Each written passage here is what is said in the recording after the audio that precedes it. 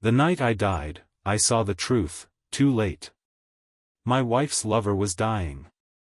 His only wish before he left this world was to have a child with her.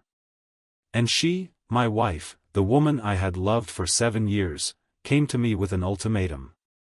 Give me a baby with Julian, or I'll divorce you. Backed into a corner, desperate not to lose her, I gave in. I became the fool. The willing fool. On our child's first birthday, I collapsed during the celebration, drained by overwork, crushed by depression. As the world faded, the last thing I saw was her, nestled against Julian's shoulder, smiling with radiant joy. "Adrian," she said, her voice soft and triumphant, "thank you, for giving us everything." Julian, who was supposed to be dying, stood tall beside her, beaming with satisfaction. There wasn't a trace of illness on him. "Brother," he said with a sneer, "the Sterling family, your wife, they're mine now. And those sweet old parents of yours? Don't worry, I'll take real good care of them soon enough." I died full of regret. Of rage. Of helplessness. And then, I opened my eyes. I was back in that moment. The night she first cornered me with that demand. "Adrian, if you don't agree to let me have Julian's child tonight, we're through." Serena's delicate face burned with a kind of reckless desperation, the kind that threatened to destroy everything in its path. 7 years. I had loved that face for 7 years. And yet now, my chest pounded like it had been split open with a blade. Her tears glistened under the light, but they weren't the kind that softened a man's heart, they stung. They mocked. I said nothing.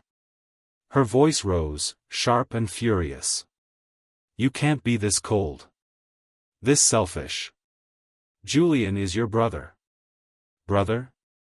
Julian was nothing but a shameful shadow in this family, a bastard no one acknowledged. And now he dared lay claim to my legacy, my wife, my future. He wasn't my brother. He was a snake I let in the door. And this time, I wouldn't let history repeat itself. If he hadn't latched onto Ava Vale, the heiress of the Vale family, Julian wouldn't even have had the right to breathe under the Sterling name. "I'll do it, Serena," I said. She froze. Her lashes trembled as she stared at me, wide-eyed and confused. "You, what? Did you just say yes? You'll let me have Julian's child?" I nodded with a calm, reassuring smile, sounding so sincere, not a hint of resistance in my voice. "Yes. You're right. Julian is my half-brother, after all. I can't let him die with regrets. And more than that," I added gently, "I know you've been waiting for him all these years. Now that you finally get what your heart has longed for, I feel relieved. Once he's gone, that child will be ours. I'll raise it as my own." I had spent years treating her like a queen, always giving in, always choosing her happiness over mine. Until this afternoon. That was when she finally laid it all out on the table, her plan to carry Julian's child. I could tolerate anything for her. But not this. No man alive would sit back and willingly watch the woman he loves bear another man's child. We fought for hours. She wouldn't budge.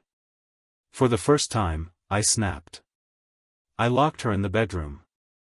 Later that night, worried she hadn't eaten, I brought her dinner. She looked me in the eye, calm, cold, resolved, and gave me a choice, divorce or consent. After I gave in, it was as if a dam had broken. No more pretending. No more guilt. She started disappearing early in the morning and coming home late, or not at all. Sometimes, she didn't even bother with secrecy. She brought Julian straight to our house, draped all over him like I wasn't even there. Every room in this villa, the one I bought with my own hands, was slowly tainted by the scent of their affair. And I kept silent. Choked by the shame, by the rage, by the unbearable humiliation. 3 years of marriage. And I could count on one hand the nights we actually shared a bed. As for intimacy? Only 4 times. All 4 when she was drunk. Each time, she mistook me for Julian. Each time, in the dark, with her arms around me, she called out his name. Julian. Always Julian. We actually had a child once. The moment I found out, I thought, I made it. I've finally made it. But while I was basking in that fragile joy, she went behind my back and had an abortion at a hospital in California. When I confronted her afterward, desperate for some explanation, all I got was a sneer and a voice cold as ice. Adrian, she said flatly, I never loved you. And still, I only stayed angry for an hour. Then, like always, I forced myself to make peace. I told myself it was my fault. I shouldn't have been careless. If I'd been more responsible with protection, she wouldn't have had to make that decision. I felt guilty, overwhelmingly so. And that guilt only deepened my need to prove myself to her. In my previous life, when she got pregnant with Julian's child, I could see it clearly, she was happy. Radiantly, unshakably happy. She was glowing with hope. She loved that child with everything in her. And if she was happy, I convinced myself that I was happy too. Little by little, I numbed myself. I made myself believe that this child was ours. Mine. During the pregnancy, I ran around taking care of everything. I made her meals packed with nutrients, hand-prepped every dish. I was the one who accompanied her to almost every doctor's appointment. When our daughter was born, and the nurse placed her in my arms, something clicked in me. In that instant, I knew, she was my little girl. Mine. I spent those postpartum weeks learning how to be a good father. I imagined all kinds of futures for her. I even gave her a name, secretly, one I whispered when no one else was around. She was going to be my daughter. My world. But the truth was so much darker. Julian was never dying. 10 months before, Ava, his wife, had filed for divorce. Threw him out of the Vale family. And the reason? Me. Ava had loved me for years. Far longer than I realized. Julian couldn't stand it. So he plotted revenge. He faked the illness. He seduced Serena. He manipulated her into believing he was on death's door. Got her to agree to carry his child. Got her to poison me, slowly, carefully, over 10 months. His plan? To eliminate me and take everything, my name, my legacy, the Sterling family fortune. To become the one and only heir. They laced my food with slow-acting poison. And on my daughter's first birthday, it hit. Right on schedule. I collapsed. And now, reborn in this moment, I know exactly what must be done. No, I won't stop Serena from having Julian's baby. In fact, I'll encourage it. I'll bind them together, for life. Let them rot in the prison they built for me. When I said yes, Serena smiled. But something about her expression was off. It was a smile, technically. But beneath it, there was a flicker of unease. A shade of conflict that didn't quite belong. She bit her lower lip, glanced at me a few times, hesitating. Then she finally spoke. Adrian, do you still love me? Her voice was soft. Uncertain. This isn't something any man would ever agree to, watching his wife carry another man's child. She paused, her fingers tightening around the hem of her sleeve.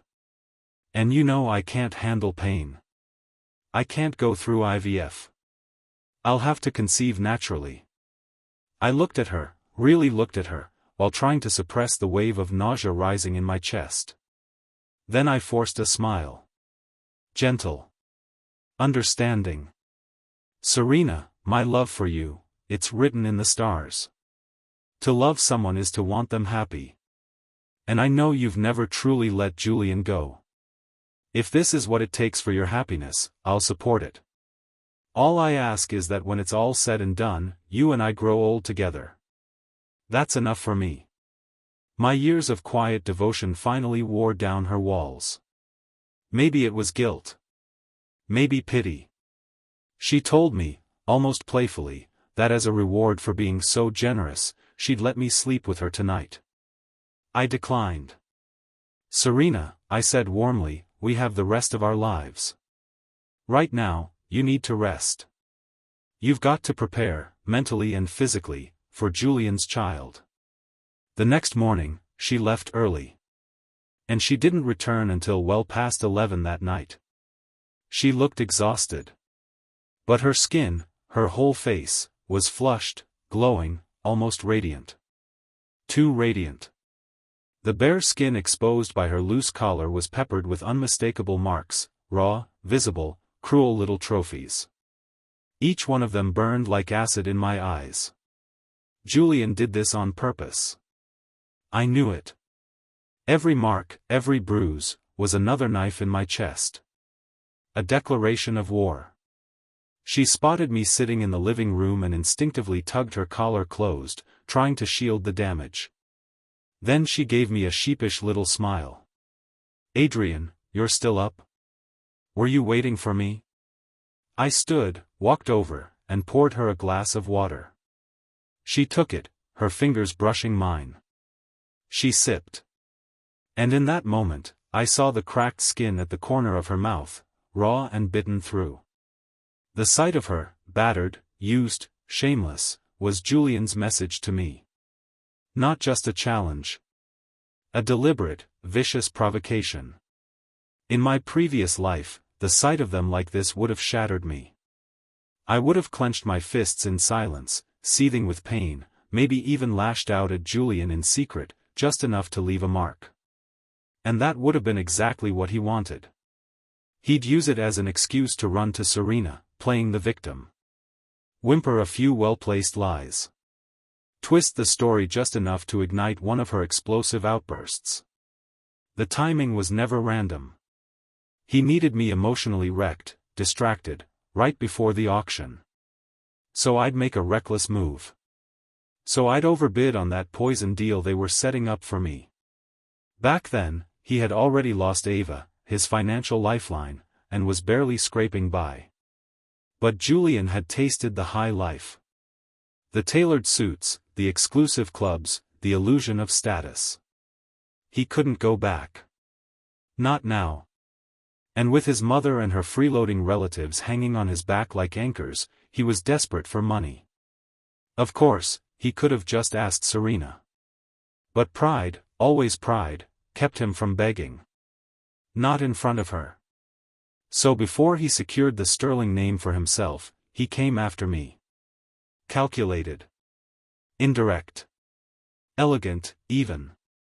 The auction a few days later was his first move. He'd already made a deal with someone behind the curtain. Julian's job was to stir chaos, to bait Serena into emotional theatrics that would destabilize me.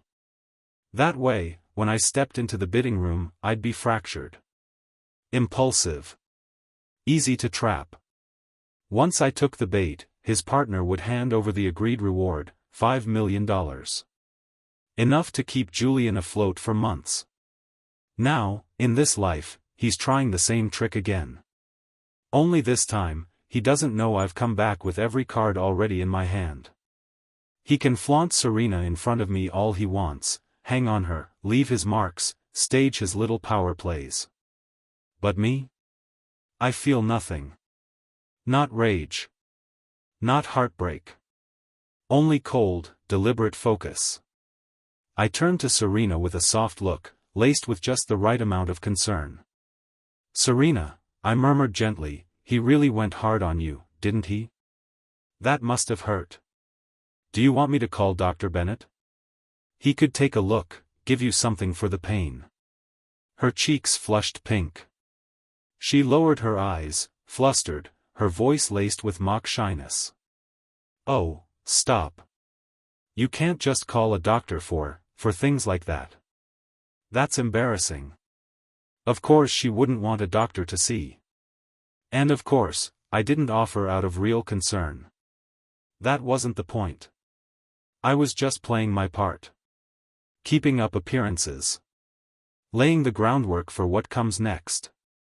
This time around, I wasn't just going to bind Serena and Julian together, I was going to poison the bond between them from the inside.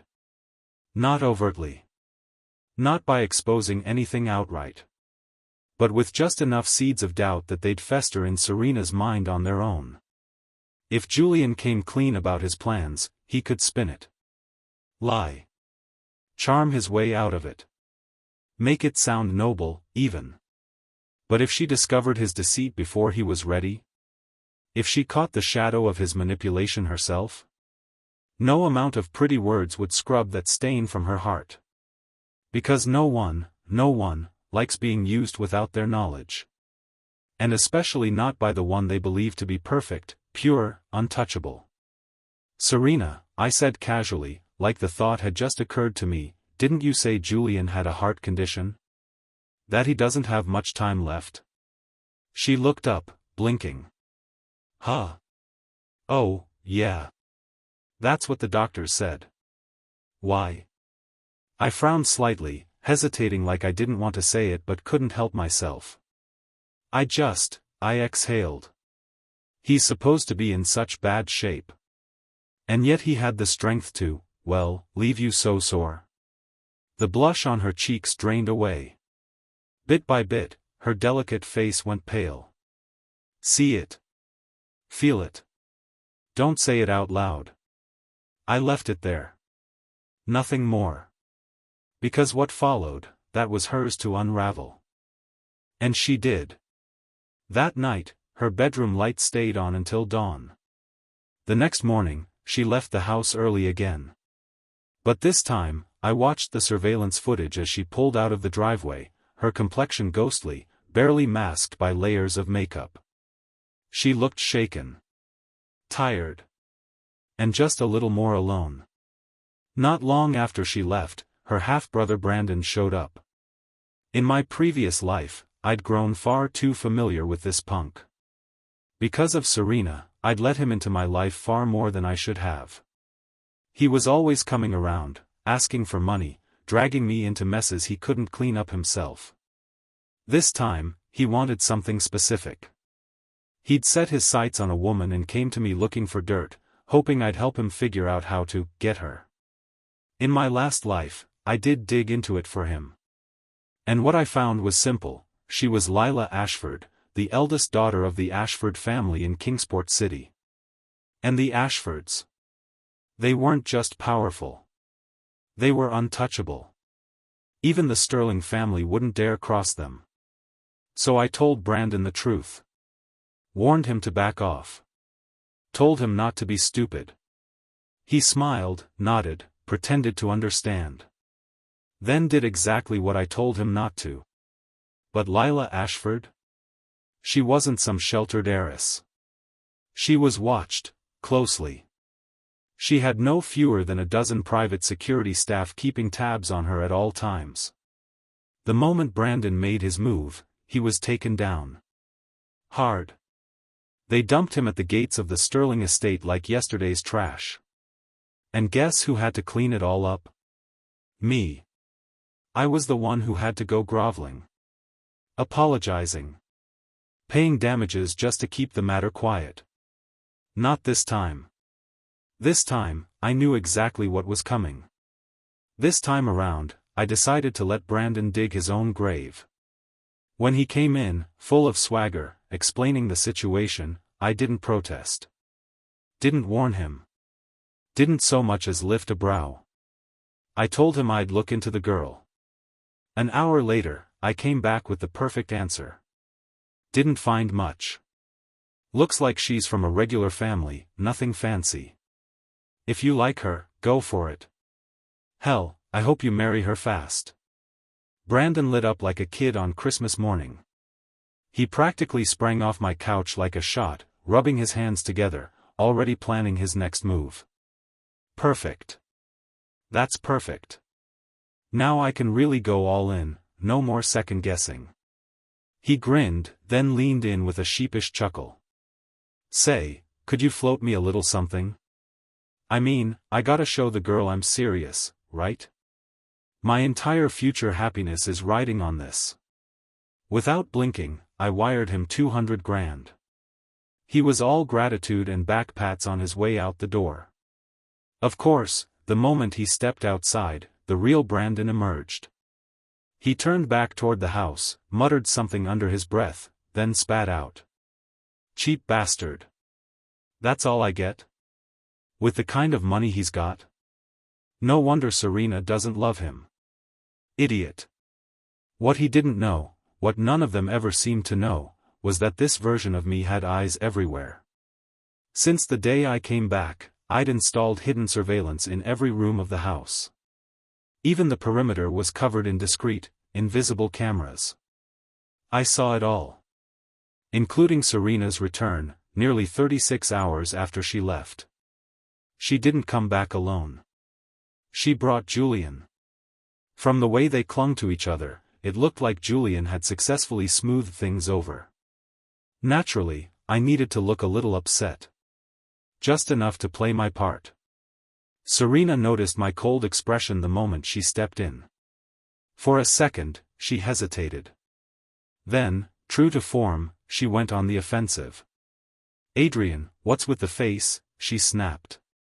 If you hadn't been planting doubts in my head last night, I wouldn't have gone to Julian in a rage and nearly sent him into cardiac arrest. She crossed her arms, eyes blazing. For the next few weeks, Julian's staying here, with us. He needs round-the-clock care, and I'm going to be by his side 24/7. So if you can't keep your little tantrums to yourself, you'd better stay out of the way. She laid into me, hard. Every sentence laced with anger, every word thrown like a punch. Julian, sitting on the couch with that carefully calculated frailty, flinched and tugged at her dress hem like a wounded child. Don't be mad at Adrian, he said weakly. I'm sure he didn't mean anything by it. Then came the coughing, loud, rasping, theatrical. Like his lungs were collapsing one wheeze at a time. Between gasps, he added, he loves you too much. That's all. Please don't fight because of me. I'm not worth that. God. I barely restrained an eye roll. He was just like his mother, always putting on a show. Playing the martyr.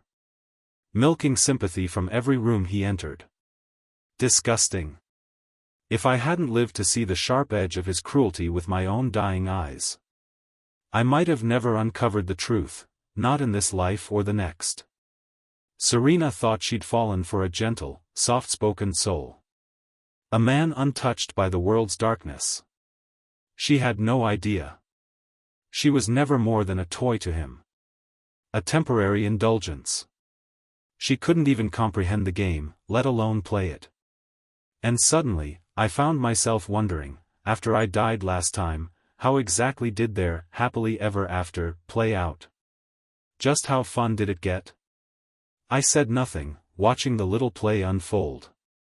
That silence, of course, only made Serena angrier.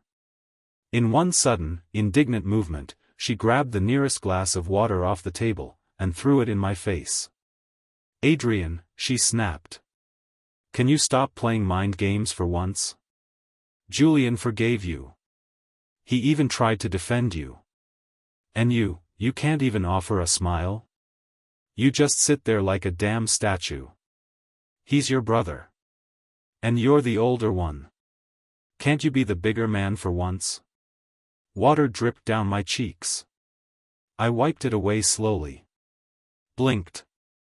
Then looked up at her, letting my expression shift, inch by inch, into something wounded. Raw. Fragile. Serena, I said softly, voice catching ever so slightly. What else do you want from me? I already agreed, to let you have his child. You're still my wife. We haven't even filed for divorce. And now you bring another man, him, into our home, like it's nothing. Do you want me to die from this? Is that the end goal? My voice broke as I pushed forward. Do you want me to serve you both tea in bed next? Would that finally be enough?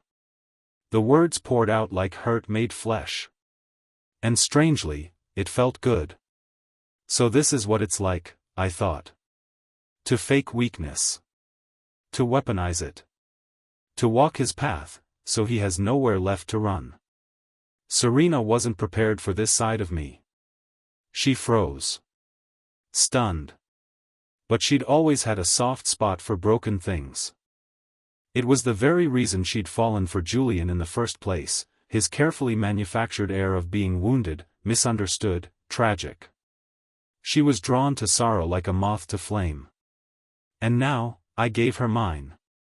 Panicked, she tossed the cup aside and scrambled for napkins, her hands shaking as she tried to blot the water from my face. I'm sorry, Adrian. I didn't mean to, I don't know what came over me, I was just. I reached up and caught her hand gently, stopping her.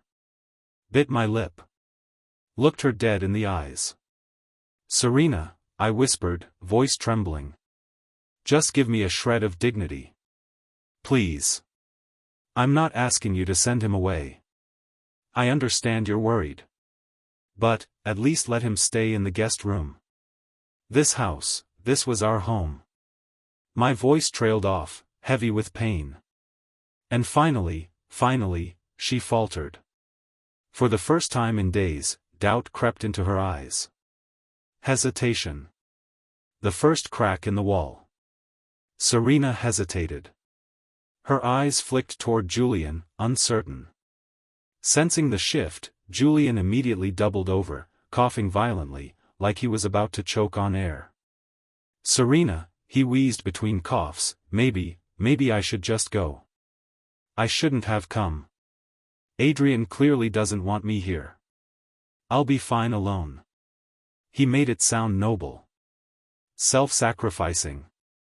Like he was the one being hurt. Serena's face tensed. The guilt bloomed instantly in her eyes. Her gaze drifted between us, back and forth, until it finally settled on me. Adrian, she said slowly, her voice firm but defensive, I can't let Julian stay in that rundown apartment alone. He's a patient now. You said it yourself, this house belongs to both of us. If I choose to bring someone into my home, you really don't have a say, do you? Of course, I didn't stop her. I never intended to. All that back and forth? Just a setup, meant to stir guilt in her chest. To stain her sense of righteousness with the faintest blush of shame. And it worked. This time, she didn't put Julian in the third-floor master bedroom, the one that had always been ours. She placed him in a second-floor guest room instead. Progress. In my previous life, once Julian moved in, I'd basically become their live-in servant. Never mind that we had housekeepers. That wasn't good enough for him. No, he wanted me. If anything wasn't to his liking, he'd run to Serena and whisper complaints. Petty things. Deliberate. And the more he sulked, the more Serena turned cold toward me. If Julian was upset, Serena was upset. And if Serena was upset, I lived in fear. In guilt. In hell. They fed off my love for her. Drank from it. Used it as a weapon. But not this time. This time, they'd pay for every little cruelty they thought I'd forgotten. Before Julian could even start playing his usual games, karma came knocking in the form of Brandon. Or more precisely, Lila Ashford. She arrived in person, flanked by nearly 24 men, surrounding my front gate like they were preparing to storm the place. The Ashfords didn't do subtle. When the butler rushed in with news of the visit, Julian was in the middle of telling Serena that he'd really love to try my red wine braised short ribs. A dish that took hours of prep. A dish I'd made only a handful of times, for my parents. And for Serena. He said it lightly, like a suggestion. But the implication was clear. He wanted me to cook it. For him. Serena glanced at me, just about to speak, probably to repeat the request, when the butler stepped into the room. Sir, there's a Miss Ashford outside.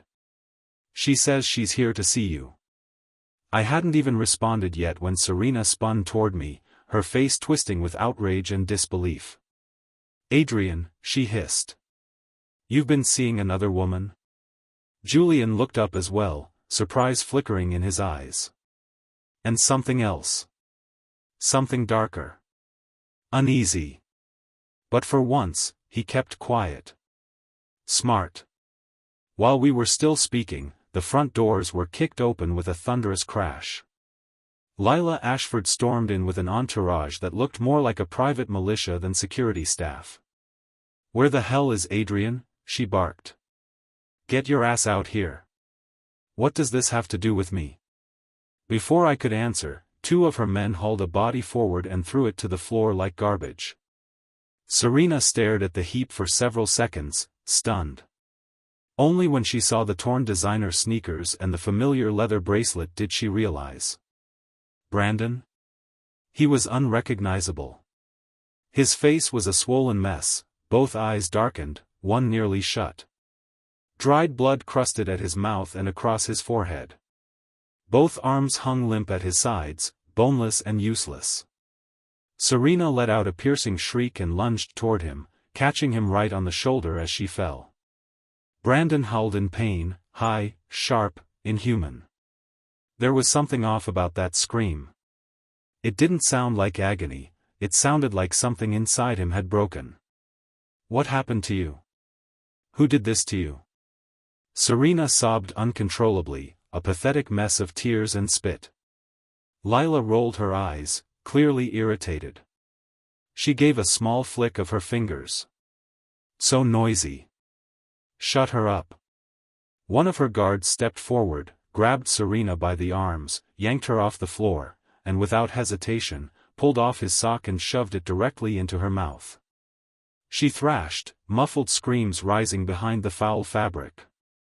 Lila paid her no mind. She strolled across the room and sank onto the living room sofa, one leg crossed over the other, surveying the room like a queen passing judgment. Her gaze lingered first on Julian, then on me.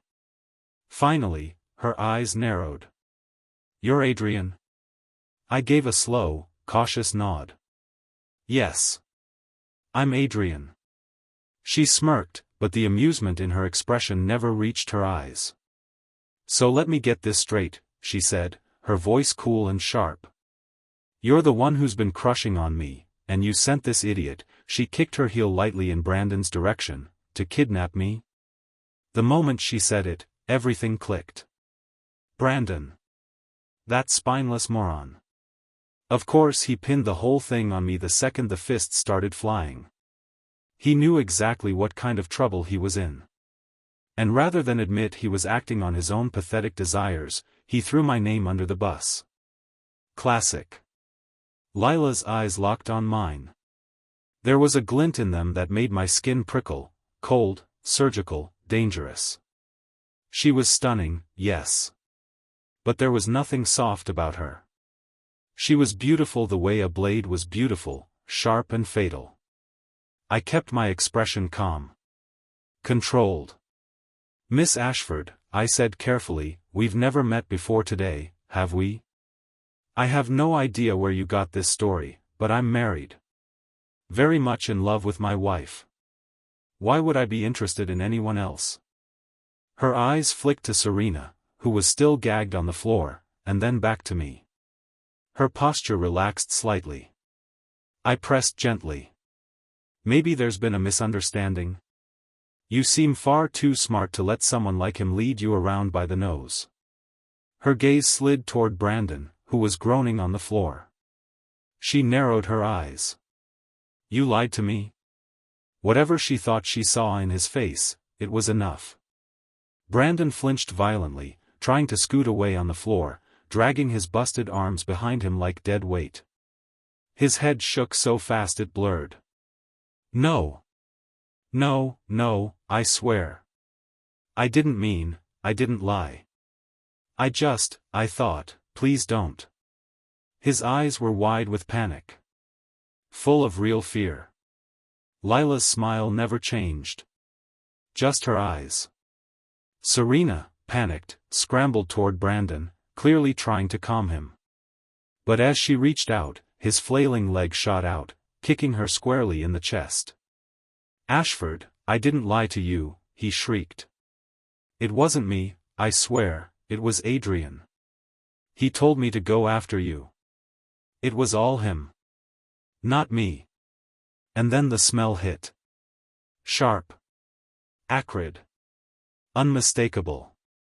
I followed the trail of everyone's disgusted gazes, to his pants. He'd pissed himself. Whatever Lila had done to him behind closed doors, it had broken him. And now, in front of everyone, he was desperately trying to save his own skin by throwing me under the bus.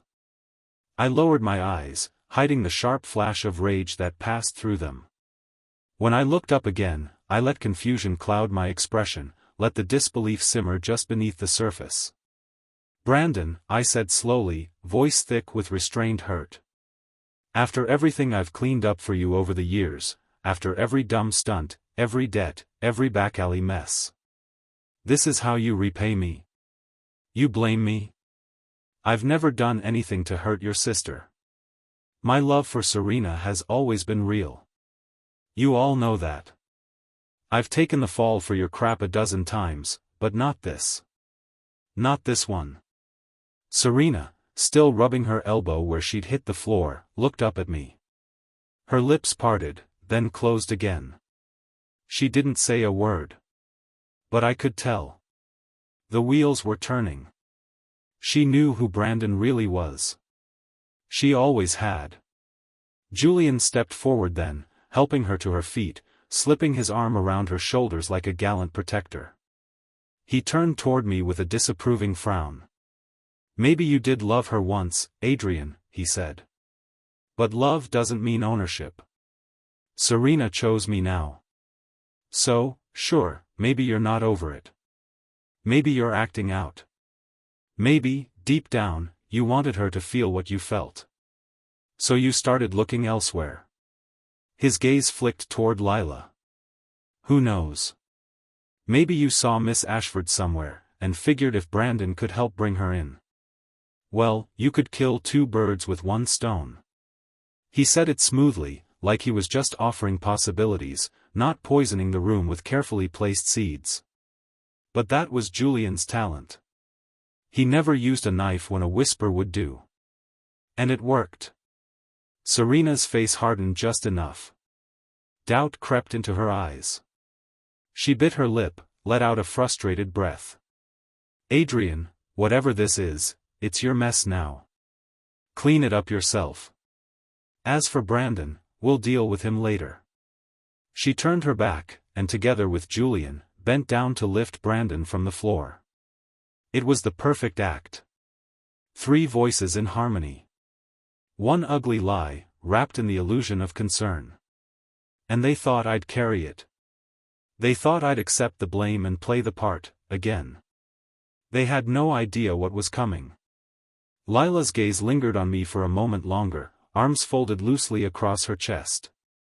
Her index finger tapped idly against her sleeve, slow and deliberate. Then her eyes drifted to the trio huddled near the floor.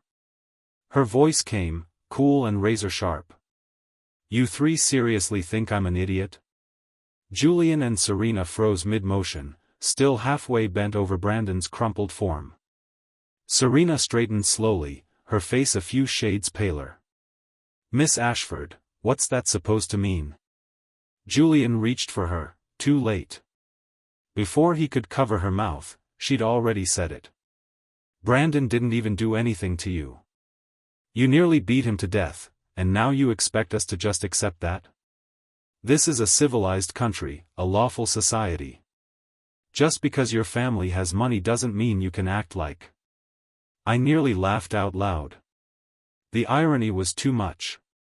Over the years, Brandon had racked up more crimes than he could count, any one of which could have landed him behind bars for years. Fraud, assault, blackmail. The list was endless. The only reason he wasn't rotting in a cell was me. I'd paid, covered, negotiated, pleaded, for Serena's sake. And now she had the audacity to bring up law. I hadn't realized how naive she still was. Julian, sensing the firestorm incoming, immediately clamped a hand over her mouth. "Miss Ashford," he said quickly, bowing his head, "please don't mind her, she's just emotional. She didn't mean anything by it. This is all a misunderstanding. If Brandon disrespected you, then you were right to put him in his place. We're not here to question that. If you're still upset, hell, hit him again. We won't stop you." He chuckled nervously, trying to play peacemaker. Serena, her mouth still covered, had the good sense to stop struggling. Lila gave them a bored glance, then laughed. Not sweetly. Not kindly. It was the cold, sharp-edged laugh of someone watching fools bury themselves. "You and Adrian have some kind of a misunderstanding? Is that your story?" she said slowly, mocking. "You think I'm blind? Or just stupid?" Her eyes narrowed as they flicked back to Serena. "You're his wife, aren't you?" she said. Then to Brandon, still curled on the floor. "And that's your brother?" They both nodded, cautious now. Lila's lips curled into a smile. Not the friendly kind. Her gaze slid to Julian. "So these three are one big happy family, and you?" Her voice turned icy. "What exactly are you supposed to be, holding another man's wife like that?" Then she looked at me. Smirked. "So this is what we're doing now? The mistress and the wife gathered in the same living room? What is this, some kind of open house arrangement?" I blinked, momentarily caught off guard. Serena flushed scarlet, then ghost pale. Julian looked like he wanted to disappear into the floor. Being publicly humiliated, having someone call him out, point blank, in front of everyone. That had to be a first for Julian. And yet he didn't dare say a word. He stood there, frozen, spine rigid, face pale. I scratched my nose, turned away without a sound. Lila's voice cut through the silence like a scalpel. "I know exactly what's going on here," she said coolly. "And whatever this mess is, it's got nothing to do with Adrian." She paused, just long enough for her words to settle like dust on glass. "But your little family setup?" She gave a mock shiver. "It's absolutely revolting." Then she stepped forward. Suddenly. Smoothly. And before I could react, she reached down and grabbed my chin between her fingers, cool, delicate, but firm. "Adrian," she purred, leaning in close. "Your wife's screwing another man under your roof, and you're still sitting here playing the loyal saint. You do realize the grass on your head is practically a meadow by now, right?"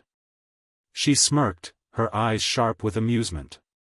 "Honestly, you're pathetic. But you've got a good face," she said, tilting her head, inspecting me like an auction item. "So here's a thought, ditch her. Divorce the Ice Queen. Come be mine." The faint scent of roses clung to her skin. Her fingers were cold against my jaw, and that devastatingly beautiful face hovering inches from mine made something in my chest stutter. I was about to pull away. Then, from the corner of my eye, I saw Serena's face. She looked like she'd been punched in the gut. So that's what she was afraid of. That I'd say yes. And just like that, a new idea flickered to life. I hesitated. Gave just enough pause. Then murmured, "It's not out of the question." Lila's laugh rang out like bells. She spun with a flourish and settled right into my lap, draping her arms around my neck with ease, as if we'd done this 100 times before. She leaned in, warm breath ghosting against my ear. "She still has feelings for you, you know," she whispered. "Want me to help you twist the knife a little?" I turned my head slightly, whispering back. "How exactly would you do that?" Lila's laugh was soft, silver, dangerous. Then she lifted one hand, cupped my jaw, and pressed forward, closing the space between us. "Adrian, what the hell are you doing?" Serena's scream cracked through the moment like lightning. Just moments ago, she'd been struggling helplessly in Julian's arms. Now she tore free like a woman possessed, launching herself toward us. She yanked Lila off me, hand flying back to slap her. But before she could land the hit, I was already up, catching Serena's wrist mid-swing. "Serena," I said evenly, "don't make a scene." Her entire body went still. She stared at me, wide-eyed, like she didn't recognize the man in front of her. Her voice was raw. Wounded. "Adrian, you're protecting her." Something in my chest twisted. Even after 2 lifetimes, I still couldn't quite silence the part of me that bled for her. Her laughter once filled my world. Her tears still pierced straight through me. But I crushed it down. Buried it under years of betrayal. I dropped my gaze to hide the flicker of pain. Then forced myself to meet her eyes again, cold and unflinching. And pushed her away. "Serena," I said calmly, "she's a guest." The tears she'd been holding back finally spilled.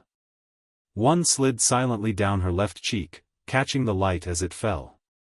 "A guest?" she whispered, voice cracking. "Adrian, you're defending her like she's royalty. What is she to you? Someone you've had your eye on this whole time. Is that it? You've fallen for her, haven't you?" The heartbreak in her tone felt almost genuine. Almost. It was laughable. She never loved me, yet now she wore heartbreak like it was her second skin. A performance, well rehearsed. "Serena, I truly don't understand you." I held her gaze for a long moment, then exhaled heavily and sat back down beside Lila. "Serena," I said softly, but firmly, "even if there were something between me and Miss Ashford, which there isn't. What right do you have to question me? We're still married, yes. And yet you're out here planning a baby with your lover.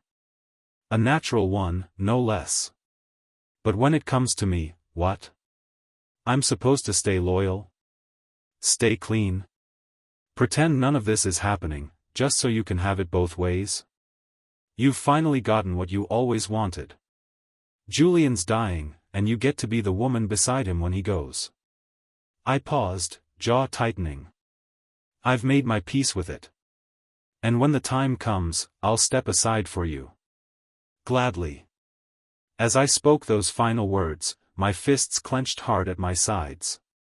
Serena stood there, staring at me, like she didn't know who I was anymore. Like she couldn't fathom that I, the man who once would have burned the world for her, could say such things. She stumbled toward me, gripping my shoulder, forcing me to look at her.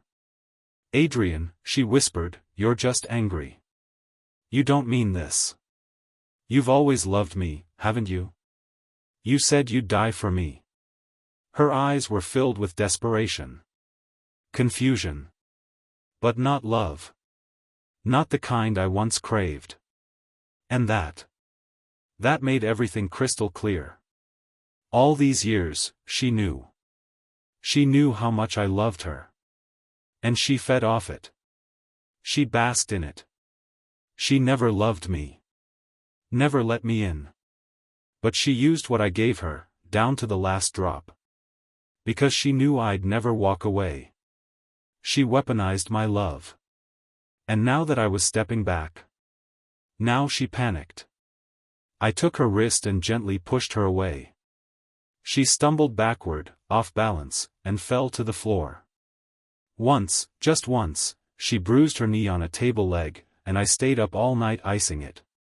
But now? I didn't move. Didn't flinch. I looked at her coldly. "I did love you, Serena. But tell me the truth. Was there ever a place for me in your heart?" She opened her mouth. Closed it. No words came out. After a long, strained silence, Serena slowly rose from the floor. There was something new in her eyes as she looked at me, something jagged and bitter. Disappointment. And something uglier. "Adrian," she said tightly, "yes, I gave my heart and body to Julian. But don't pretend you didn't get my body too. What the hell are you so upset about?" Her voice hardened. You better not be serious about this woman. If you even think about being with her, if you so much as touch her again, we're done. I'll divorce you. The audacity. She'd said that word, divorce, so many times over the years that it had lost all meaning. An empty threat. A broken record. And now? Now it was almost comical. Before I could answer, Lila let out a sharp laugh from beside me, cool, cutting, effortless. Well, look at that, she said. So you do know you're the side piece. She leaned forward slightly, lips curling. God, I've seen shameless before, but you? You're on another level. You really think that's attractive? You think men want that? Serena's face went scarlet with fury, her hands curling into fists at her sides. She spat out a string of curses, only to be cut off as Julian jumped forward and clamped a hand over her mouth. Serena, he hissed, pull yourself together. But even he could feel it now. Something had shifted. Maybe it was the look Serena had thrown my way. Maybe it was her desperation. Maybe it was the dawning realization that her heart wasn't as fully his as she claimed. Either way, he was rattled. Serena thrashed in his grip, but Julian suddenly let go. His body wobbled, knees buckling. He collapsed against her, breath shallow, skin ghost white. Julian. Serena panicked, grabbing onto him. Julian, what's wrong? Are you okay? Don't scare me. He fumbled into his coat pocket and pulled out a small white pill bottle with trembling fingers. Serena didn't hesitate, she popped the cap, shook out a pill, and pressed it into his mouth like she'd done it 100 times. I watched the whole performance unfold with a kind of dull amusement. Julian. Always the actor. He didn't just milk sympathy, he distilled it into an art form. The way he clutched his chest, the angle of his slump, the slight wince of pain, perfectly choreographed. Hollywood would kill for a lead this good. Serena, he murmured weakly, my chest, help me back to the room. She nodded quickly, supporting him as they moved toward the stairs. For a moment, I thought that was the end of it. The curtain had fallen. The drama was over. But Lila? Lila wasn't done. Just as Serena and Julian reached the edge of the room, ready to disappear into the hallway, she spoke, lazily, but loud enough for the world to hear. Oh, please, she said, voice like glass underfoot. Fainting now? I always thought only women pulled the damsel collapse routine. She paused, just long enough to let the words cut. Didn't realize men did it too. But I guess in your case, the performance really needed an encore. Julian froze mid-step. His back tensed. His jaw locked. Serena turned, her eyes blazing, fists clenched as she stomped her foot like a child denied a toy. What the hell are you talking about? Serena snapped, eyes blazing. Julian really does have a heart condition. You've all been yelling and pushing him all day, who knows if he's gotten worse. And now you're mocking him? Do you want him to die? Lila rolled her eyes, unimpressed. She didn't even bother answering directly. She tilted her head, her voice lazy and dry. Whether he lives or dies has nothing to do with me. If you enjoy being lied to, that's your kink. I'm not here to fix your taste. She shifted slightly, then let her gaze drift, sharp as a blade, toward Brandon.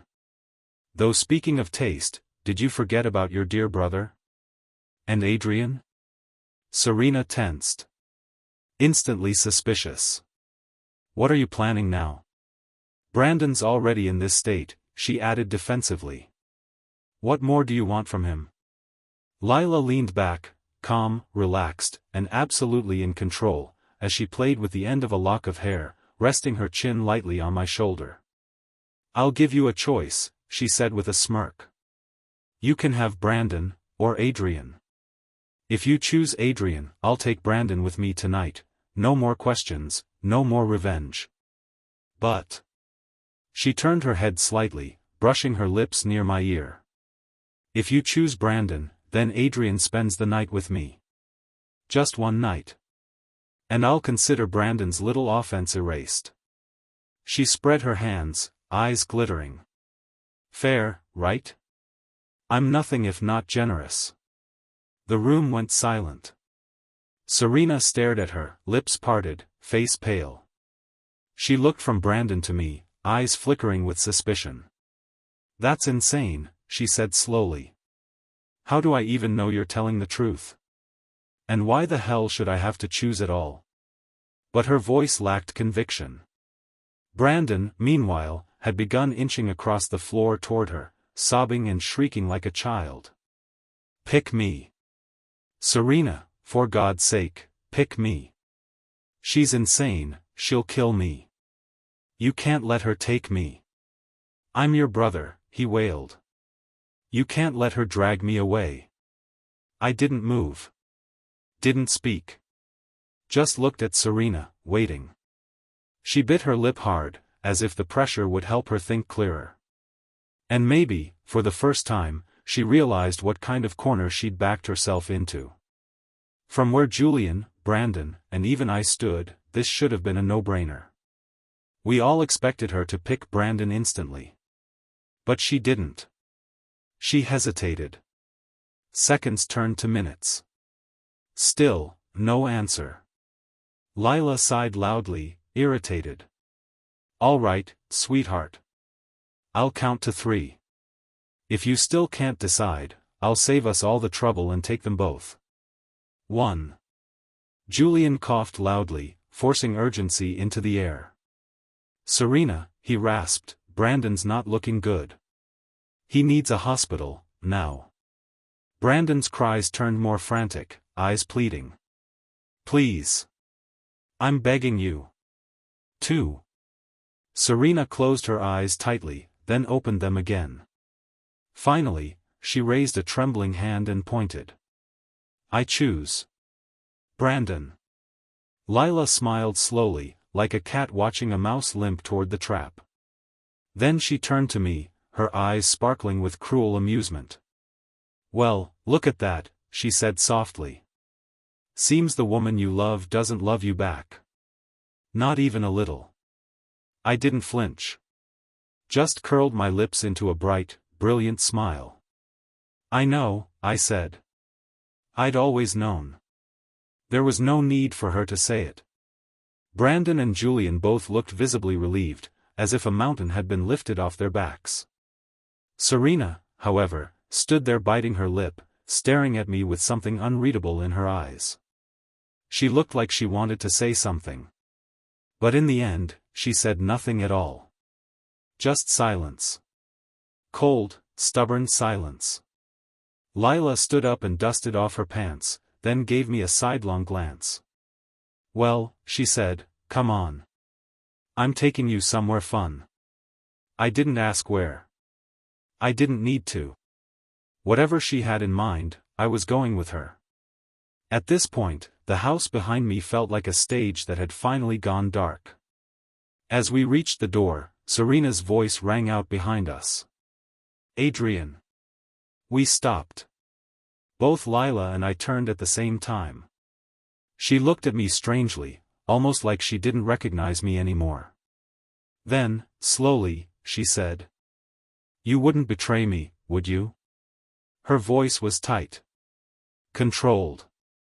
Dangerous. You know how I am, Adrian. I don't tolerate betrayal. If you touch another woman, if you come back to me dirty, I will divorce you. Don't do something you'll regret. I stared at her for a long beat. Then smiled, just enough to confuse her. I didn't answer. Just turned away, and followed Lila out the door. Lila's villa was about 30 minutes from mine, tucked into a private slope lined with eucalyptus and glass. Modern, clean, detached. Much like her. When we arrived, she poured 2 glasses of wine and kicked off her heels. Then turned to me, eyes sharp but not unkind. Adrian, she said, let's be honest, I'm not into you like that. I raised an eyebrow, but didn't argue. She took a sip of her drink, then added, I helped you tonight because it was entertaining. And because I wanted to see something for myself. Your wife, she's a mess of contradictions. She clearly has feelings for you, but doesn't even realize it. She paused. That reminded me of someone I used to know. It turns out, yeah, maybe a person can love two people at once. I didn't comment. Because I knew it to be true. Yes, sometimes a heart holds two people. But it never holds them equally. And between me and Julian, Serena had never once hesitated. In any scenario, in any lifetime, her loyalty always pointed in one direction. Julian. And maybe she did have some place in her heart for me. But that wasn't love. It was habit. It was possession. She saw me as something hers. A comfort item. A loyal toy she could always come back to. She didn't know how to love me, only how to use me. So I let Lila's words hang in the air and changed the subject. Miss Ashford, I said, whatever's going on in my marriage, it's not worth discussing. You're in Harborview City for the Summit Ridge parcel, aren't you? In my past life, Lila had also set her sights on the same deal, the Summit Ridge parcel. The one built by Julian's shadowy backer. It was never really about the land. The game had always been between me and Lila. Back then, all signs pointed to the project being a gold mine. A can't-miss opportunity. I poured everything I had into it, liquidated assets, leveraged credit lines. And outbid Lila by $5 million. I was sure I'd won.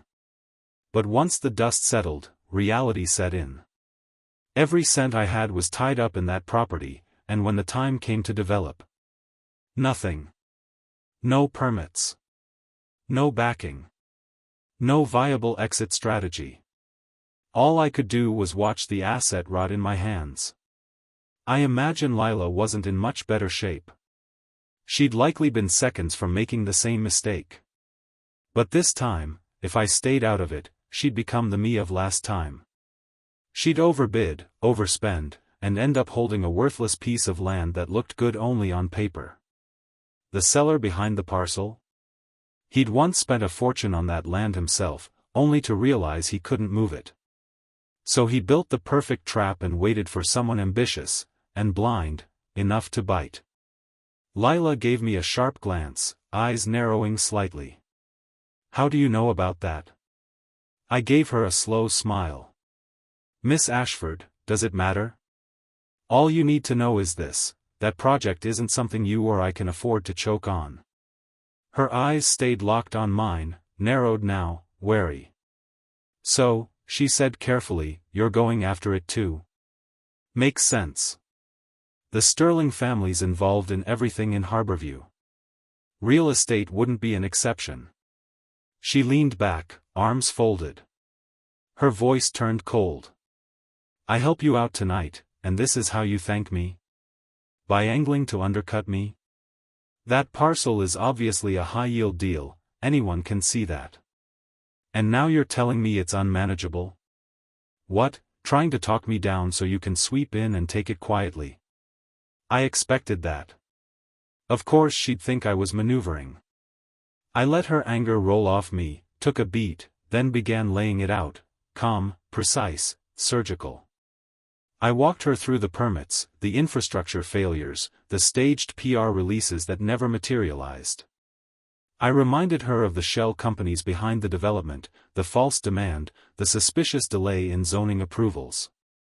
Piece by piece, I unpacked the rotten core beneath the shiny exterior. Her face shifted as I spoke, her posture tightening, her jaw setting.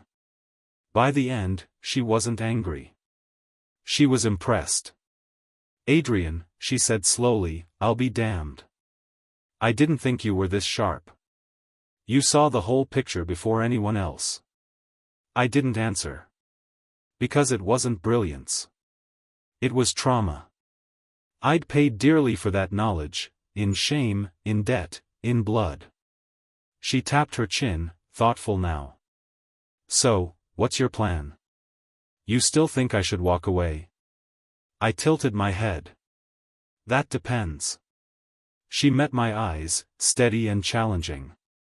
I have one last question. You couldn't make it work. I get that. But my family has deep pockets. We can absorb a slow return. We can buy time. If you don't bid, I can win this for a reasonable price. With the right follow-up investment, who's to say I can't make it work? She wasn't wrong, my resources were limited. Lila, on the other hand, came from old money. Ashford money. If she won the parcel and pumped funds into development, she could probably keep it afloat longer than I ever could. But she'd still end up drowning.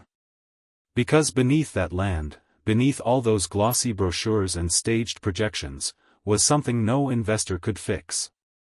An ancient Native American burial ground. If the land stayed untouched, no one would be the wiser. But the moment heavy machinery broke ground, the graves below would be exposed. And once that happened, forget development. Ownership itself would fall under review. Depending on the tribe, the state, or the federal government, the land could be seized for archaeological preservation. Even if she kept the title deed, development would grind to a halt. Possibly for years. And once the site was excavated, the hollowed earth wouldn't be able to support high-rise construction without astronomical foundational reinforcements. It wasn't just a legal trap. It was a financial sinkhole.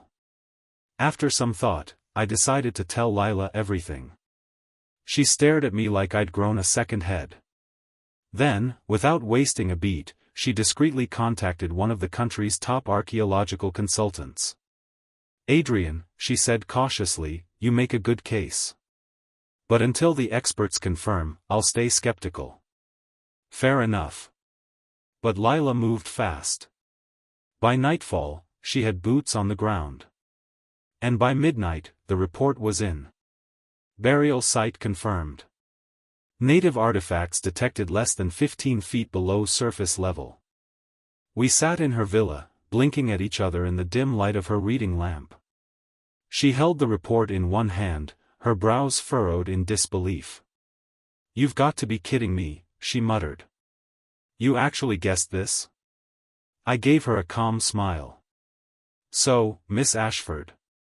Do you believe me now? She nodded, fast, like her neck was spring-loaded. Clutching her chest, still visibly shaken. Thank God I didn't put in a bid. If I'd bought this, I'd be bleeding out by Q2. This wasn't just about money. This was Ashford family's first official foray into Harborview. If the very first project turned into a scandal, a laughable one at that, it would ruin their local credibility before they even got started. As the face of the expansion, Lila would take the brunt of the failure. And in the Ashford family, she was already walking a tightrope. With 2 older brothers above her, and 2 younger sisters waiting in the wings, she wasn't just fighting for relevance, she was fighting for inheritance. A public screw-up like this? It would cost her more than reputation. It could cost her everything. After the results came in, we sat down again, this time, no wine, no pretense. Just strategy. We knew now that someone had baited us both. That this land was a setup. And that whoever was behind it had targeted the Ashfords and the Sterlings from the start. Which meant it was time to flip the game. We would play along. Pretend we were still interested. Let the seller think the trap was working. Let them believe they were reeling us in. And then, just when they leaned in to close the deal, we'd pull the rug out from underneath them. Lila and I spent the entire night mapping things out. By the time we finalized our plan, it was already past 1 a.m. I glanced at my phone. Over a dozen missed calls, all from Serena. And at least 50 unread messages. At first, her tone was cold and commanding, telling me to get my act together. But as I continued to ignore her, the tone shifted, fast. Desperation seeped in. Message after message, the hysteria built. Between the typos and the unpunctuated rage, one thing was clear. She cared. Funny, isn't it? Turns out the key to her heart was indifference. When I was available, when my world revolved around her, she treated me like an afterthought.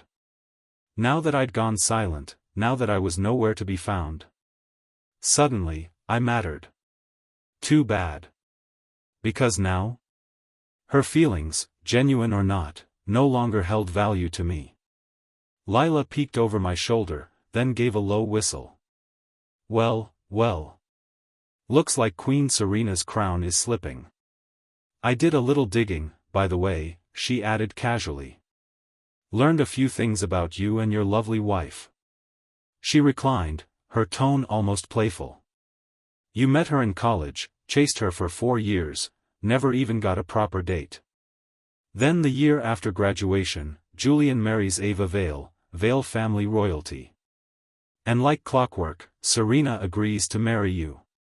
You've been married 3 years. Publicly? You two play the happy couple. Privately? She never gave you the time of day, did she? I looked up from my phone, slightly stunned. How the hell did she know that much? She waved her hand like it was no big deal. Oh, come on. It's not that hard. You Sterling boys aren't exactly subtle. Then, leaning in with that sharp little smirk of hers. Adrian, you're clearly not stupid. You're not even half bad, honestly. So tell me, why the hell have you been killing yourself over that woman? What does she have that makes you stay so loyal to such a wreck of a relationship? Bullseye. Her words hit like a dart to the chest. I'd asked myself that same question so many times before. Why her? Why did I fall so hard? Why did I stay? One look. That's all it took. I fell in love with her the moment we met. And I stayed in love, even when it hurt. Even when it bled me dry. But that was the old me. I locked my screen, leaned back, and smiled faintly. 7 years of stupidity. I think I've finally snapped out of it. Lila raised an eyebrow, intrigued. Oh? You're really over her? Just like that?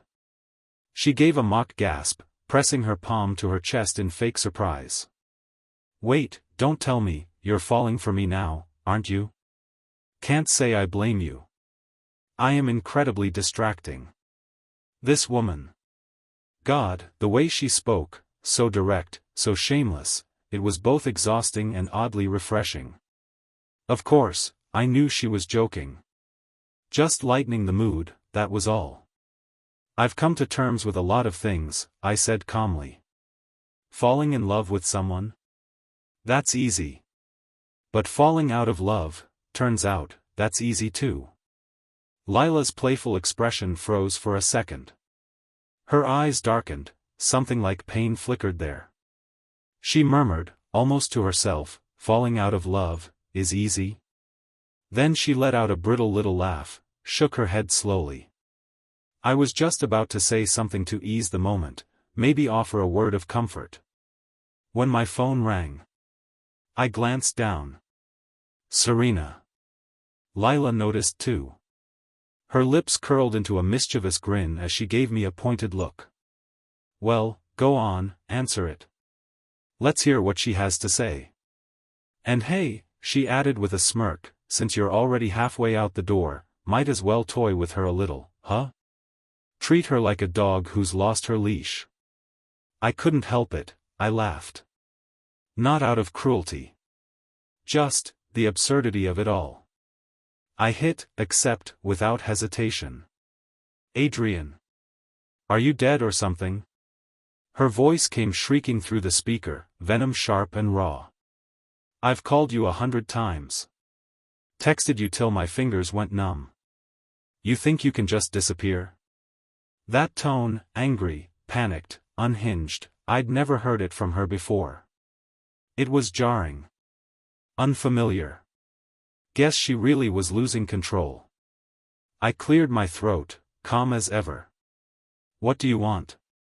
There was a pause. Just a few seconds. Then she blurted out. You didn't do anything with her, right? I'm warning you, Adrian, you're still my husband.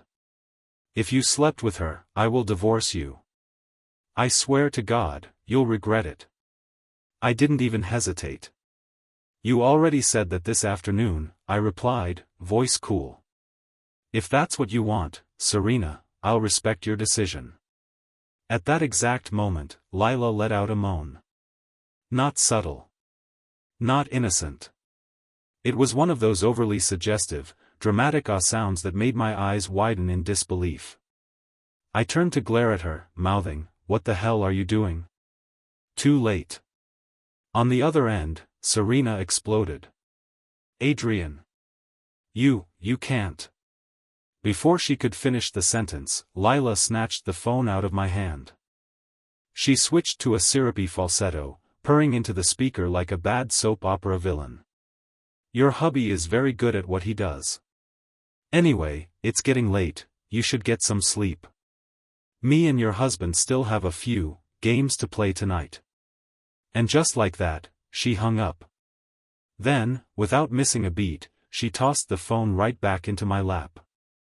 Well then, Lila called out as she stretched and made her way upstairs, hips swaying casually. Your wife's probably not gonna sleep a wink tonight.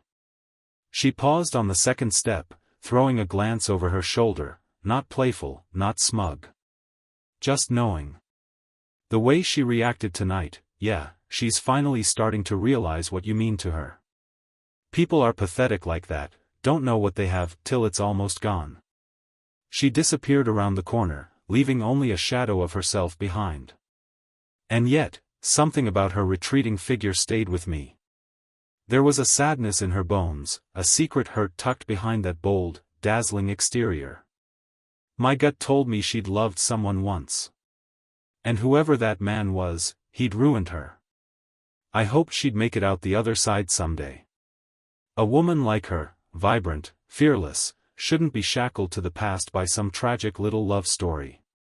Back in the room, my phone was still lighting up with Serena's name. I muted it. Lila had already shown me to a guest room. I showered, turned off the lights, and slept soundly for the first time in months. The next morning, I returned to the house Serena and I once called home. As soon as I stepped through the door, I spotted her on the living room sofa, arms crossed, posture stiff, face a storm cloud. When she saw me, she didn't hesitate. She grabbed the nearest thing within reach, a crystal ashtray, and hurled it straight at my head. You still remember where you live? She screamed. I ducked, the ashtray smashing behind me. Unbothered, I took my time settling onto the couch across from her. This is my house. Why wouldn't I come home? I met her bloodshot eyes with calm indifference. And besides, wasn't it you who asked me to accompany Miss Ashford last night? Her fury stuttered. The fight in her face faltered for just a moment. Her lips trembled, and though she tried to mask it, her eyes, red-rimmed and slightly swollen, gave her away. She'd been crying. For me. Unbelievable. Serena Vale, the woman who'd looked through me for years, had actually cried over me? I almost laughed. So now she knew what it felt like. What did you two do last night? She asked, no longer shrieking, just broken. The bite in her tone had dulled, replaced with something fragile. Insecure. Her fire was flickering now. That made me want to toy with her. I leaned back, folding my arms, letting a slow smirk stretch across my face. She asked me to spend the night. What do you think we did? I paused, let the silence hang, then added coldly. We did exactly what you did with Julian. Nothing less. Her whole body shook. She stared at me, stunned, then drew in a trembling breath. Finally, she reached behind her and pulled out a thick stack of papers. Fine. You win, she said through clenched teeth. Let's just get this over with. We're getting divorced. She slammed the papers down between us. You're the guilty party. That means you leave with nothing. No house, no cars, no share of the company. You don't get to take a dime. Not after what you did. Her voice trembled, but it wasn't fury anymore. It was desperation in disguise. She sneered. You've got your rich new woman now, right? So I'm sure you won't be needing any of this. I glanced at the papers. Yep, divorce papers. Legally drafted, neatly printed. Every page oozing calculated spite. How thoughtful. A full divorce package with 0 assets. Apparently, I'm the one at fault. I looked at her with cold amusement. Where did she get the nerve to say that with a straight face? I didn't even bother touching the papers. Just sat there, slowly twisting the wedding band around my finger, letting it catch the light. Then I looked her in the eyes. Oh. And you and Julian? Who exactly betrayed whom here? She let out a bitter little laugh. Then, like she'd been rehearsing this moment, she pulled out a small black voice recorder and hit play.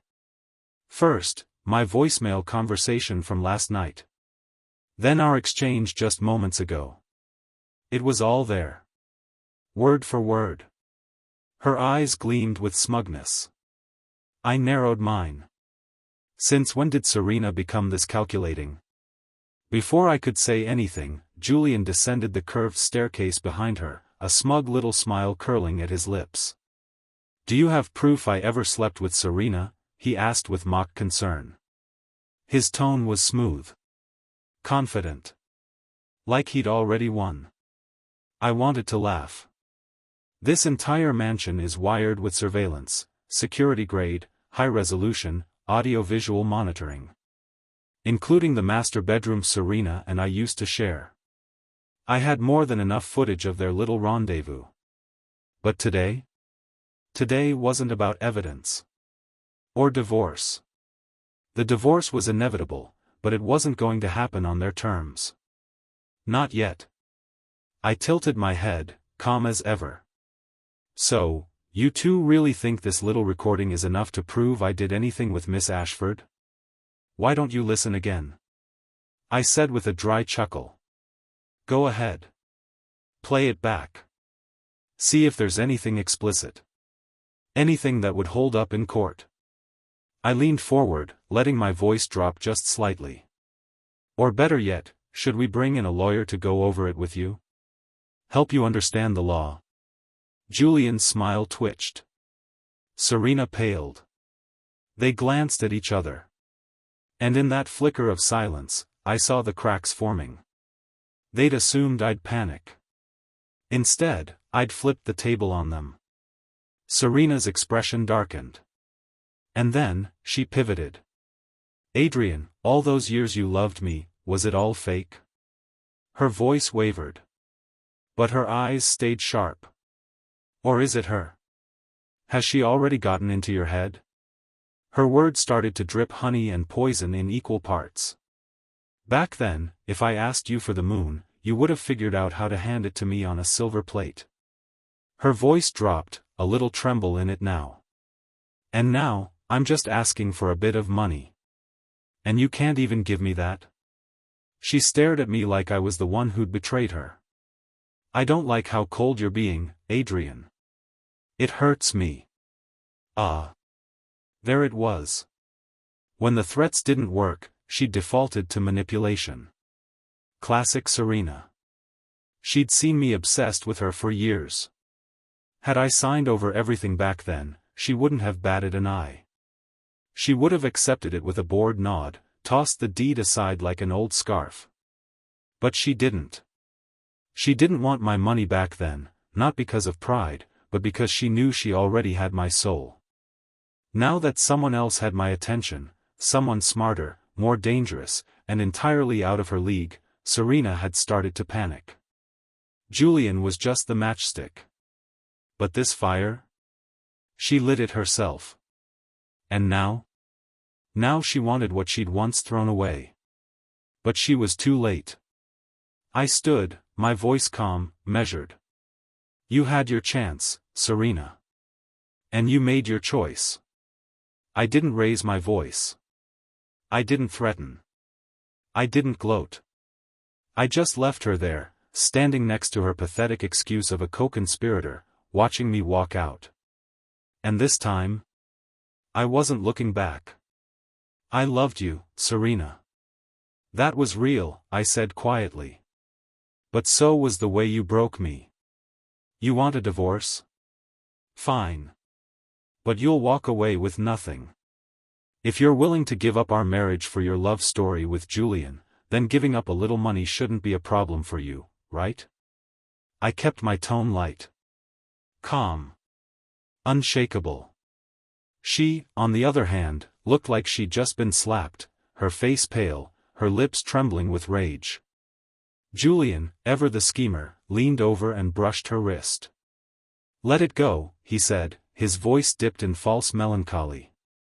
I don't have much time left anyway. Why waste it fighting? After I'm gone, you and Adrian can raise the child together. Isn't that what really matters? Shameless. Absolutely shameless. It was like watching two snakes perform a morality play. Serena's breathing slowly steadied. Julian's faux martyrdom was working. She tucked the divorce papers back into her bag like a queen granting mercy. Then she turned to me, chin lifted with regal arrogance. Adrian, she said, I know all of this drama is just because you're jealous. And that's okay. If something happened between you and Lila, I can forgive you. But from this day forward, you're to stay away from her. No more contact. I'm going to be with Julian through his final days. But once that's over, we'll go back to the way things were. My child isn't going to grow up without a father. Her tone was pure condescension, like she was offering me a favor. It would have been funny if it weren't so pathetically sad. But all of this played right into my hands. The divorce was off the table for now, just as I needed. Because the real show was still ahead. We were just 7 days away from the Harborview land auction.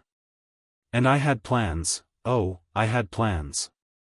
Over the next few days, I casually mentioned the auction while Serena was nearby. Sometimes during breakfast. Sometimes while pacing the hallway with my phone. And always, I made sure she overheard just enough to be intrigued. Then I'd act startled, hang up fast, and pretend like nothing happened. She walked in on me, talking about the property more than once. Each time, I fed her a few calculated words. Just enough to light the match. 3 days before the auction, I took it up a notch. In my study, seated at the desk with my back to the door, I had the house's surveillance pulled up on my screen. And there she was. Serena, standing outside the door, pretending not to listen. Except she was. Every word. So I gave her a performance worth remembering. Yeah, that property? I don't care what the seller claims, it's no damn wasteland, I said into the phone. The original owner doesn't know what's coming. We've got inside information from Kingsport. That land's going to blow up in value, 5 times, 10 times, easy. I don't care if it costs us $100 million. A year from now, it'll be worth triple. Don't let anyone else know. This is hush-hush. I glanced at the screen. She was gone. Hook, line, and sinker. I ended the call and leaned back in my chair, smiling to myself. The trap was set. Now I just needed Serena to bite. And something told me she wouldn't disappoint. That night, I pulled up the security feed from every camera in the house. As expected, Serena had gone straight to Julian's guest room. Julian, she said, slipping inside like a thief of information, have you heard of the Summit Ridge parcel project? His body tensed immediately. Gotcha. In our previous life, Julian had kept that project under wraps, Serena never knew about it. So now, hearing her mention it out of nowhere, his reaction was a cocktail of surprise, suspicion, and guilt. "Why are you asking about that?" he said carefully. "That's Harborview's biggest auction right now." "What about it?" Serena's eyes gleamed like a raccoon sniffing out treasure. She repeated everything she'd overheard outside my study, every single detail I had wanted her to hear. Julian knew something about the land, but not nearly enough. The person who fed him the intel had kept the juiciest part hidden, and Julian, being Julian, had never questioned it. But now? Now he was all ears. And hungry. The two of them spent half the night scheming. By the end, Julian cracked. "Okay," he said. "I'll have someone dig into it. If this is legit, we have to grab that parcel. If we land it, you won't have to stay tied to the sterlings anymore. Even if I don't make it, the profits will keep you and the baby comfortable for the rest of your life." Such a romantic. Always thinking ahead. Always using money to paint over rot. They set the plan in motion immediately. Exactly as I'd hoped. Julian's people began digging around, tracing whispers and leaks. All of which came directly from us.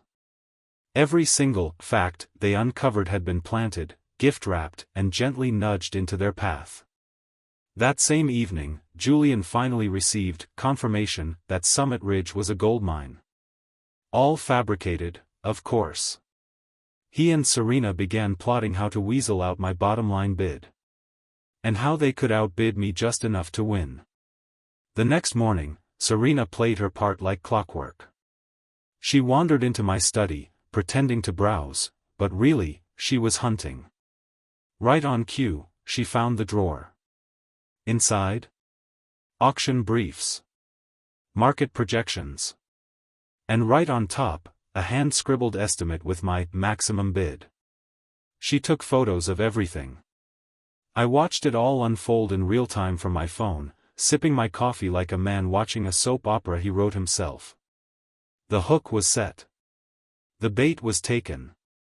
Now, we reel. Auction day arrived.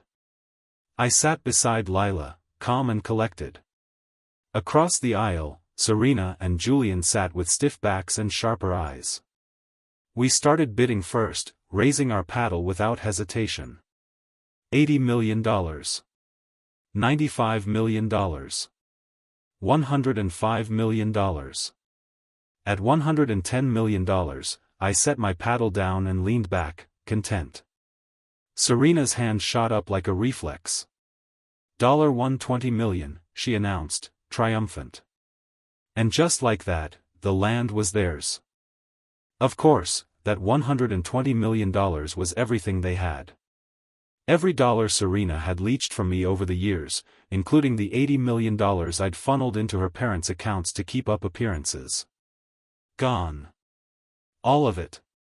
And for what? A pile of dirt wrapped in lies.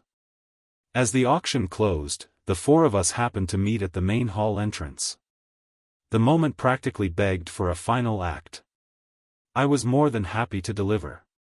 Julian practically floated out of the auction hall, his steps light, smug, almost theatrical. Serena wasn't far behind, her chin up, heels clicking like she owned the damn city. She turned to me with a glint of mockery in her voice. "Adrian, I thought you were the rich one. What happened? Couldn't even scrape together an extra $10 million? The way she smiled, half pity, half triumph, might have actually impressed me, if I didn't already know how close they were to financial ruin. She knew my assets like the back of her hand. Knew my liquidity ceiling capped out right around $110 million. And that's exactly where I stopped. Serena chuckled, brushing imaginary dust off her shoulder. You and Julian are still brothers, you know, half-brothers, technically. Maybe you should lend him a hand now that he's the one sealing deals. Family's family, right? Lila made an exaggerated eye roll that nearly snapped her neck. Let's get out of here before I vomit, she muttered, latching onto my arm and steering me toward the exit. We'd almost made it to the doors when Serena called out behind us. "Adrian! You're really leaving with her?" I didn't even flinch. Just kept walking.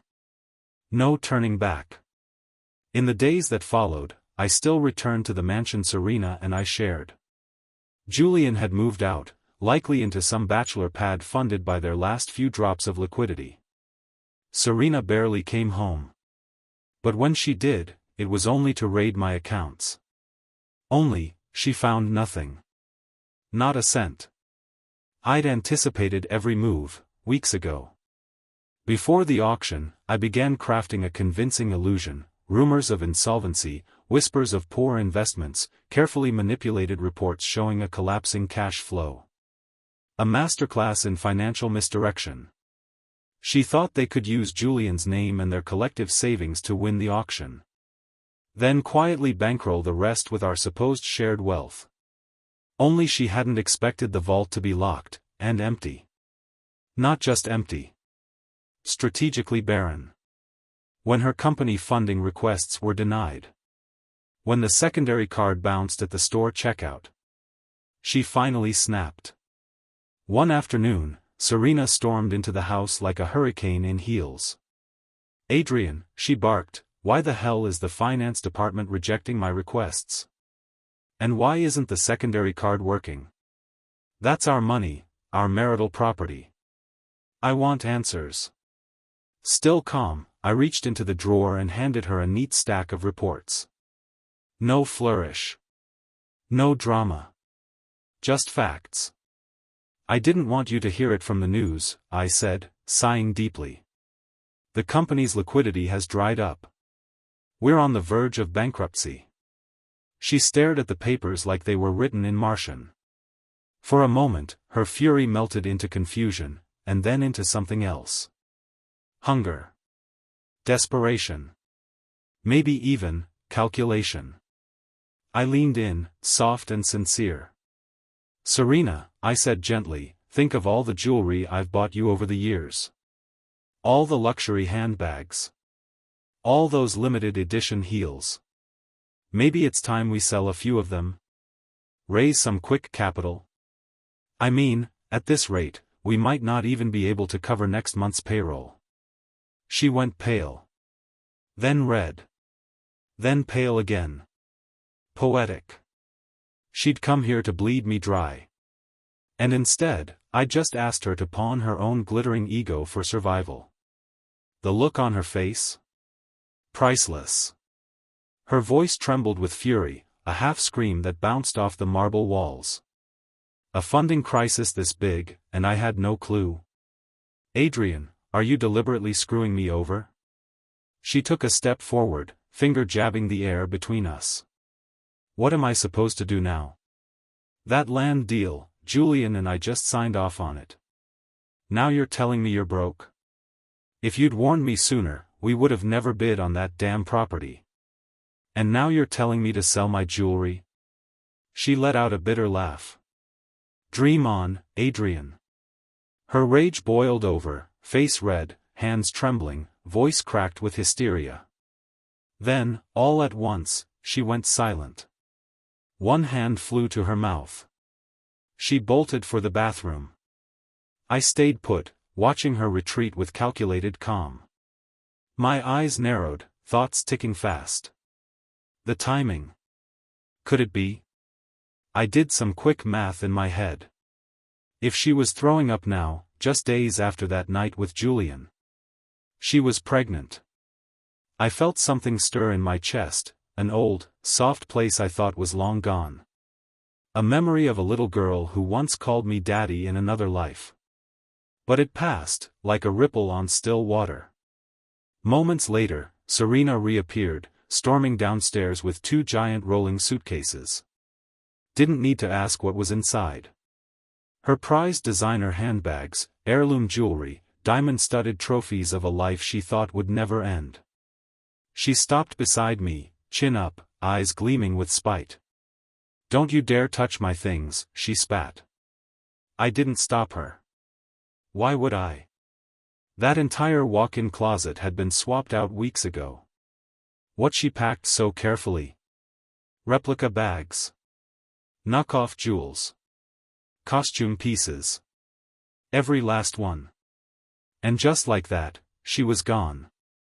Her parents, predictable as always, came calling next. Snakes in designer shoes, whispering poison in her ear. They'd caught wind of the bankruptcy rumors and immediately pushed for divorce, worried she might be tied to my supposed debt. Turns out Serena had the same idea. She brought out the papers, already prepared, crisp, and waiting. To protect herself, she offered to walk away with nothing. No assets. No alimony. No claims. Perfect. I signed without hesitation. No hesitation. No guilt. No glance backward. On her way out, she made a spectacle of it, clearing out what she thought was valuable from the closet, dumping what she deemed useless. "Take care of yourself, Adrian," she said, resting her hand on her belly with a beatific smile. "Let's never see each other again." Her voice dripped with fake grace, the kind that belongs to someone who thinks they've won. My gaze shifted past her, toward the door. Julian stood there. Waving. Grinning like a dog who just stole a steak. Serena walked straight into his arms, and together they posed like the twisted cover of a romance novel. "You'll see what it's like to be broke," Julian called after me. I didn't respond. Didn't need to. The moment they stepped out, I pressed the button. The door slid shut with a soft hiss. Click.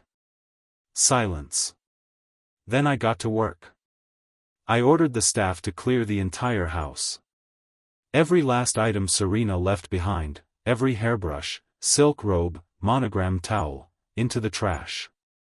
Not a single trace of her would remain. Not in this house. Not in my life. The reset had begun. And they had no idea they just walked into my trap.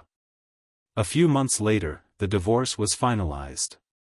Right as Serena and I stepped out of the courthouse, the September air thick with tension and silence, a familiar hum reached my ears. There she was. Ava.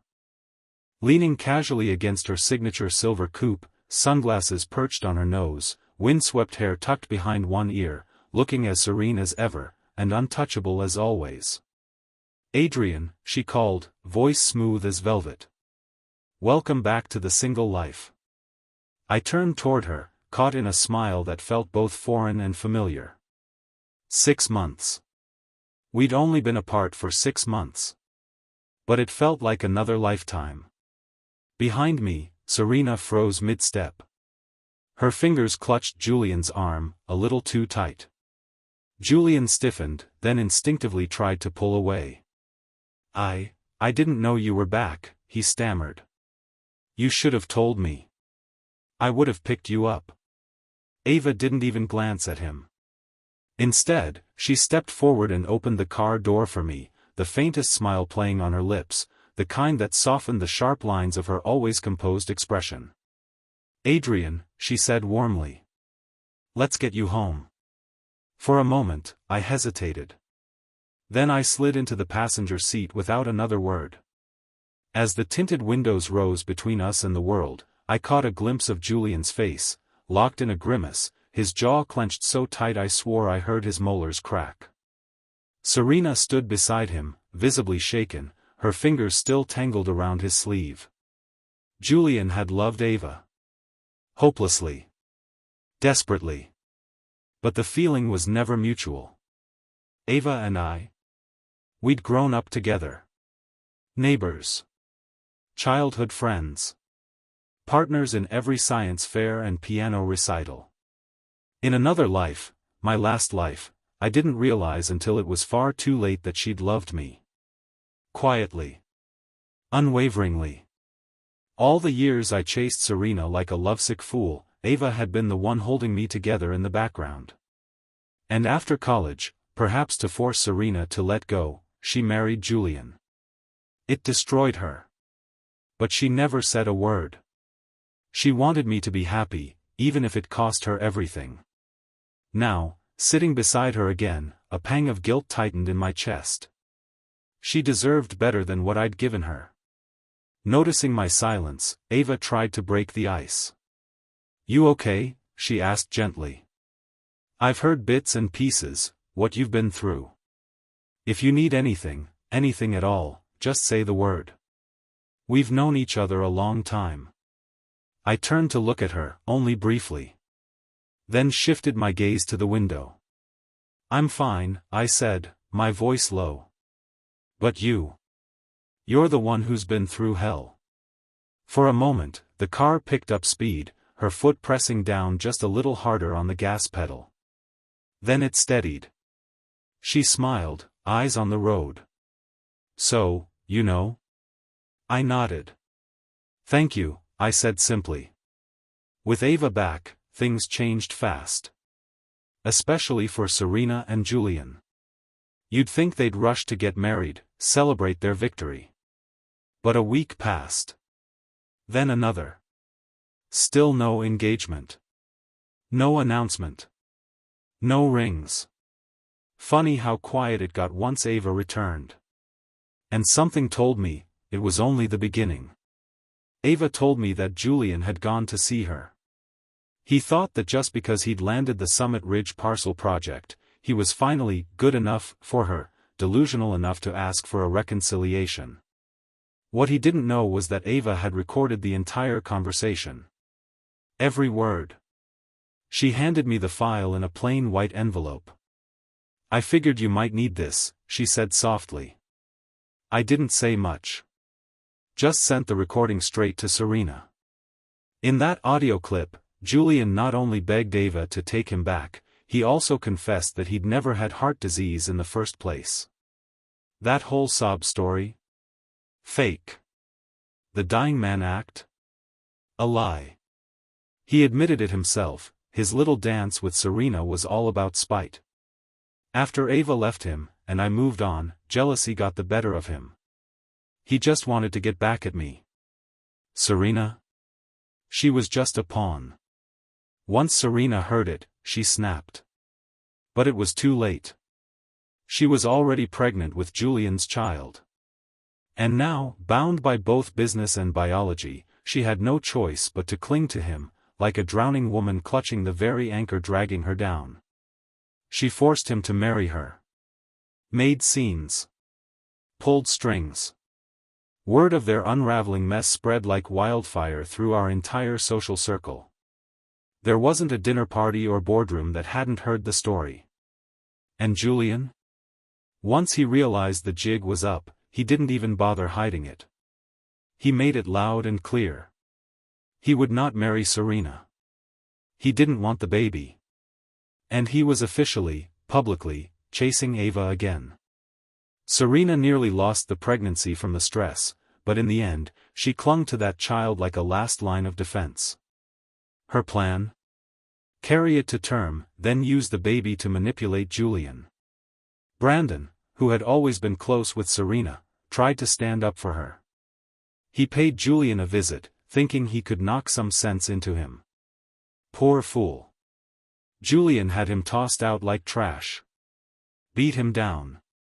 Humiliated him. That was my cue. While Brandon was still reeling from the bruises, I had someone approach him with an opportunity, a private antique dealer's expo. The pitch? High-quality forgeries that could be flipped for massive profit if passed off as the real deal. I was there, too.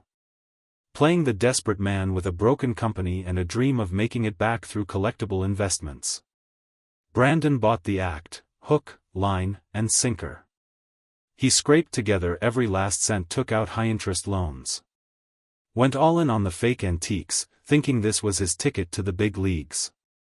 Of course, the moment his order went through and the goods were moved, I anonymously reported him to Homeland Security investigations. They raided hard. Everything he'd purchased? Confiscated. Worthless. And Brandon? Left holding the bill. While their world was collapsing, mine was beginning anew. News broke, Ava and I were engaged.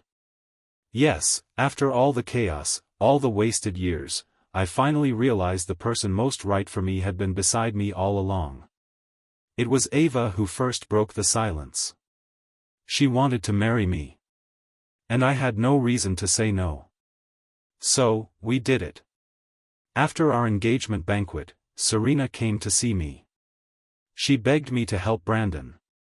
I shut her down cold. Julian, on the other hand, couldn't take the news of my engagement. His pride shattered, he decided to bail Brandon out of ego, not loyalty. But before he could act, the Summit Ridge parcel project blew up in his face. I'd made sure of that. I'd tipped off the authorities. The land sat atop a native heritage site. When the official investigation came back, the results were exactly as I remembered from my previous life. No development allowed. No permits. No future. That $120 million project Julian and Serena had bled themselves dry for? Now just a cursed patch of dirt. Julian couldn't handle it. Drunk on denial and rage, he crashed his car, badly. The injuries were severe. He'd damaged his reproductive system beyond repair. He would never father a child again. With Julian incapacitated and Brandon drowning in debt from loan sharks, Serena was out of lifelines. She showed up at the gate of my villa. It was pouring rain. She knelt there for an entire day and night. I never stepped outside. By dawn, the ambulance came. Blood everywhere. The baby didn't make it. While Serena lay in the hospital, Brandon was still running. From creditors. From failure. Desperate, he hunted down Julian, still recovering in a hospital bed. What happened next was the kind of ending only hell writes. He kidnapped Julian. Dragged him to the window. And jumped. 18th floor. Both bodies shattered on impact. Dead on arrival. When Serena got the news, she spiraled. Her body collapsed before her mind did. Another massive hemorrhage. She barely survived. To repay their mountain of debt, her parents sold her off to Mexico. Word was, her life there was worse than death. I stopped keeping track. 3 months later, Ava and I held a grand wedding ceremony in Harborview. It was elegant. Peaceful. The first moment of clarity in years. We were in the middle of exchanging rings when the front doors burst open. A woman stumbled in, hair tangled, face gaunt, soaked in filth. "Adrian," she screamed, her voice cracked and raw. "You said you loved me the most. How could you marry her?" She pushed her hair back from her face. It took me several seconds to recognize her. Serena. A ghost of the woman I once knew. She looked 20 years older. The woman who once never left the house without her designer heels and flawless makeup. Now looked like a stray, crawling out of the gutter. I instinctively stepped in front of Ava and shielded her. Security rushed in. "Get her out," I ordered, cold as stone. Serena clung to the doorframe with everything she had. Her nails scratched at the wood like an animal refusing slaughter. She screamed, pleaded, eyes wild and bloodshot. I sighed. And walked toward her. Up close, she reeked of rot and desperation. Her skin hung loose, her eyes sunken. I leaned in and whispered, just loud enough for her to hear. "Serena, I haven't loved you in a long time." Her hands froze mid-clutch. "From the moment you said you wanted Julian's child, you lost me." Her pupils contracted, like the last bit of light in her world had been snuffed out. She tried to speak, choke out something, but the guards had already pried her away. She disappeared behind the slammed doors. And our wedding carried on, as if she had never existed. They dragged her back to wherever she'd come from. But that kind of life, humiliation, poverty, disgrace, she couldn't bear it. Days later, she climbed the edge of a freeway overpass. Eyes blank. Hands trembling. Hair whipped by the wind like torn threads of a life unraveling. And she jumped. Straight into the endless stream of traffic below. Gone. Just like that.